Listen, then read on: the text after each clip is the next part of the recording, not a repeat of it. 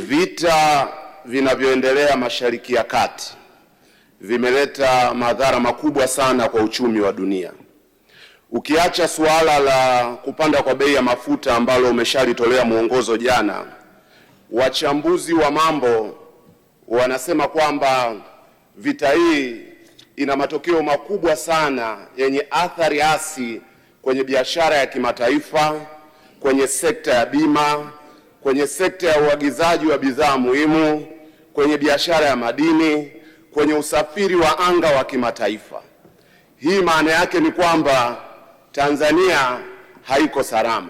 Swali kwa Waziri Mkuu, nataka kujua ni kwa namna gani serikali imefanya tathmini juu ya athari ya vita hivi kwa mipango ya kiuchumi ambayo tunaendelea nayo na mingine tutayoipanga hivi sasa na hatua ambazo imejipanga kuzichukua. Asante.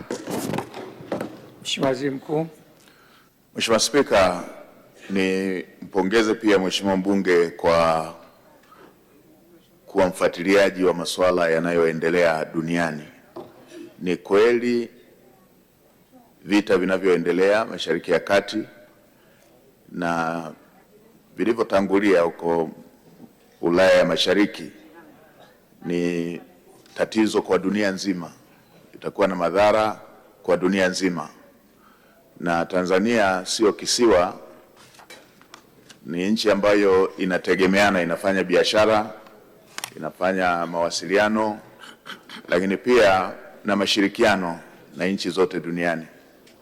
Serikali imekwisha kufanya tathmini ya awali kupitia sectors mbalimbali, ndio maana tumeweza kupata maoteo kwamba kutakuwepo na mabadiliko ya bei katika baadhi ya shughuli zetu za kiuchumi, ikiwemo la awali kabisa ambalo limeshajitokeza la kupanda kwa mafuta, lakini na mengine kama ambavyo Mheshimiwa mbunge aliyoyataja yakiwemo ya bima, lakini kutakuwepo pia na matatizo yatakayojitokeza yanayohusiana na matatizo kwenye masoko ya fedha kule duniani ambako sekta binafsi na serikali tumekuwa tukitumia kama chanzo cha kupata fedha za kutekeleza miradi ya maendeleo kwa njia mbalimbali.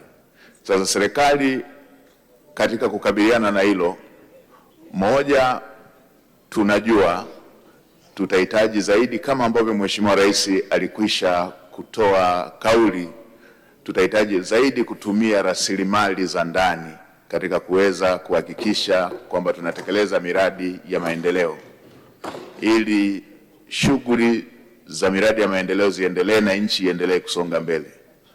Katika baadhi ya maeneo ambayo tunatarajia kuendelea kuyaboresha, kama ambavyo nilisema na kwenye hotuba, tutaweka nguvu kubwa katika kutafiti kwenye madini, tuongeze uchimbaji, tuongeze mapato. Mheshimiwa Spika, kwa mwaka wa fedha uliopita, moja ya sekta iliyotuletea mapato mengi ilikuwa ni madini, na utaona kwamba ongezeko hilo halijatokana tu na migodi mikubwa, limetokana na wachimbaji wadogo wadogo wa Tanzania ambao wameongezeka katika shughuli za uchimbaji na wameongeza mapato ya serikali.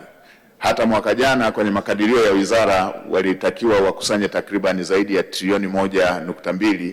Kwa miezi hii tu kabla mwaka wa fedha hujaisha tayari walishakusanya takribani trilioni 1.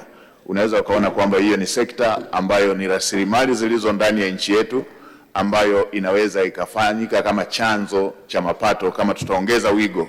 Na Mheshimiwa Spika, unakumbuka utafiti ambao ulishawahi kufanyika ni 16%. Kwa bado tuna fursa. Na Mheshimiwa Spika, nchi yetu kila wilaya ni madini. Kwa hiyo hii ni moja ya sekta ambayo tunadhani tutaongeza nguvu ya kutafiti ili tuweze kujitegemea kimapato ndani ya nchi. Lakini eneo lingine tunalotarajia kulifanyia kazi ni kubana matumizi. Lazima tubane matumizi katika maeneo ambayo si ya lazima ili kuelekeza fedha hizo kwenye miradi ya maendeleo.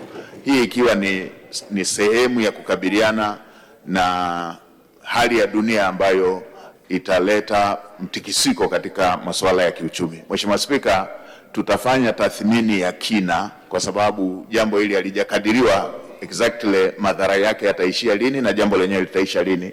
Kwa tutafanya tathmini ya kina, na kwa sababu bunge lako linaendelea, tutaendelea kujulishana kuhusu hatua zipi zingine ambazo serikali inatarajia kuzichukua ili kuweza kukabiliana na jambo la aina hii.